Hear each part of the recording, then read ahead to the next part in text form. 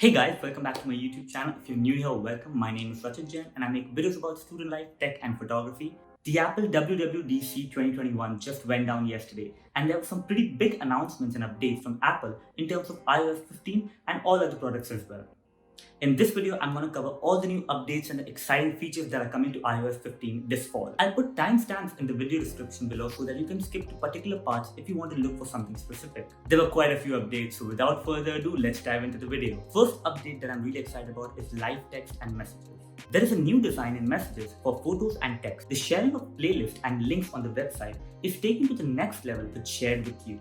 This creates a Shared With You tab on your suggestions, news, Apple Music, etc. so that you can access those messages shared whenever you want to next visit or plan to visit that website. You can now pin messages if you find them to be important and they will show on top of the Shared With Me list. Let's talk about live text. This is something I've been waiting for a long time. You can now select messages from photos. Live text helps you select all the text from images and photos on the web to look up locations, find out what the text means if it's in a different language, and also you can copy that text and paste it in your messages or notes, or you can email that to someone. This is very useful if you have a phone number or a photo, let's say for a place, and you want to call that place. You can select the number and call it directly. The live text feature works across iPad, iPhone and Mac. This feature is such an important feature because we often find ourselves wanting to have the text in a photo, but we have to often copy that by looking at the photo and then writing it somewhere else. Now you can simply select the photo and select all the text that is inside the photo and then copy it just like you would copy a normal text and paste it in your messages, in your notes. You can email that to someone. This is so helpful and so necessary in today's world. The next big update is faster Siri and privacy. Apple just announced its Mail Privacy Protection. This hides your IP address, location, and even hides it if you open email, because there are a bunch of emails that use micropixels to track your data without your knowledge or permission. The next big thing in privacy is App Privacy Report. This helps you to track how various apps use your data like microphone, photos, location, etc. over the last 7 days. You can also find who that data is shared with, as it gives you a report and detail about all the domains that the website or the application is contacting during that time. So now you can keep your data protected from applications that you don't prefer sharing. Something new with Siri this time is on-device speech recognition. This ensures that your speech is not leaving your device. With this feature, Siri can now access and process instructions faster, as it is using the neural engine on the device chips to run the commands instead of letting the audio leave the device to connect to the internet. In terms of privacy, you also get iCloud Plus that now protects you even more. You have Privacy Relay, Hide My Email, and HomeKit secure video features added to this. The price remains the same, so that is a good point. But these privacy features are very important, since you can now be protected while surfing the net or sharing your email with a bunch of websites that may or may not have your privacy in concern as much as you think they do. The next major update is FaceTime and SharePlay. This is one of the updates that I'm most excited about. Apple now introduces spatial audio in FaceTime. The voices will now be spread out in the direction they are placed on your screen so that the audio is more natural, as if you are talking to someone in person. Voice isolation uses machine learning, which distinguishes ambient noise and reduces them to make sure you are audible on your calls. You now have the option of having grid view on your FaceTime calls so that you can see everyone on your screen in same size tiles. You also have the advantage of having portrait mode on FaceTime calls that blurs the background just like on Zoom. The big announcement with FaceTime is FaceTime links. You can now create and share links with your contacts on messages, WhatsApp, and even send out calendar links to make sure you are connected at all times. This can be accessed via Apple and Android devices and also via the web. All the calls will still be end-to-end encrypted so that your privacy is always kept in mind. This is something game-changing from Apple when it comes to shared FaceTime calls and movie nights or online gatherings, which is apparently a thing now in COVID. This feature is so amazing. You can now have links for FaceTime calls, and that link is accessible not just by Apple devices but also by Android devices and by the web.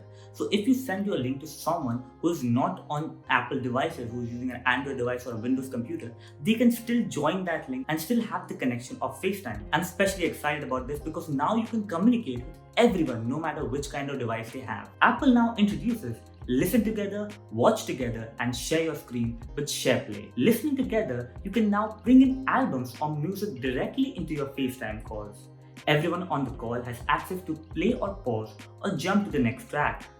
Watching together, you can now watch a movie together on FaceTime by just sharing your screen. All the members on the call get access to play pause just like with listening. You can now even show them something on your screen while putting your movie on picture-in-picture mode and still be on the FaceTime call. You can also share your screen with your Apple TV so that you can get a better video experience while you watch something on the big screen at the same time, also be connected via the FaceTime call. SharePlay API is actually working with third-party applications to develop that integration within FaceTime. This will help build the user experience for SharePlay on Apple devices. The next big thing is the Apple Wallet updates and identity card. Apple Wallet is a way to replace your physical keys with digital secure ones. Apple recently added a bunch of other cards and passes to the wallet. They also started to add car keys. BMW will ship with digital keys this year. You can also add corporate badges to your wallet. Hotel room keys are being added. The Hyatt Hotel is adding to over 1,000 properties worldwide where you can get your digital room keys on your Apple Wallet. A bunch of companies for locks have also partnered with Apple to make these digital keys so that this can be integrated with Apple Wallet. You now have the option of adding your ID to the Apple Wallet. You can scan your driver's license and ID in your wallet. In select US states, you can now use this as your only ID. TSA is also working on airport passes so that we can use our wallet for all security clearances at the airport. This will help build the Apple Wallet system and also help you have a digital key instead of carrying physical key. And what better way to start with this by having digital keys for your airport passes. The next big update is focus mode. This update is very helpful if you're trying to work on something and you don't want to be disturbed in that time. Notifications now have a new look with contact images and bigger icons for applications. We have something new this time with notifications called the notification summary, which uses on-device intelligence to understand how you interact with your device to better organize the notifications in the summary section. When you are now on your Do Not Disturb mode, your status is displayed on messages and your contact can see if you're trying to focus at that time or not. There are modes on Do Not Disturb now so you can have better settings.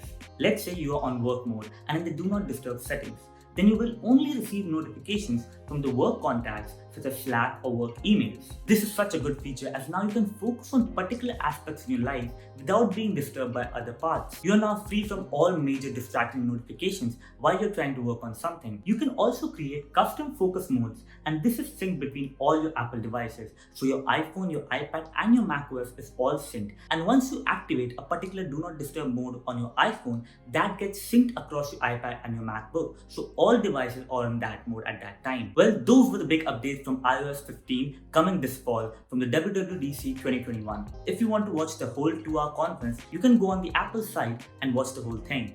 I've summarized this in the best way I could and I'm pretty excited for iOS 15. That's it for this video. If you guys enjoyed the video or found something helpful, please like the video and subscribe to the channel. I will also be making new videos coming out on macOS Monterey, the new iPadOS, watchOS 8 and other big announcements from Apple's conference. So make sure you subscribe to the channel so that you don't miss out on those videos. That's it for this video guys. Hope you guys are staying safe. Thank you for watching and I'll talk to you guys in the next one.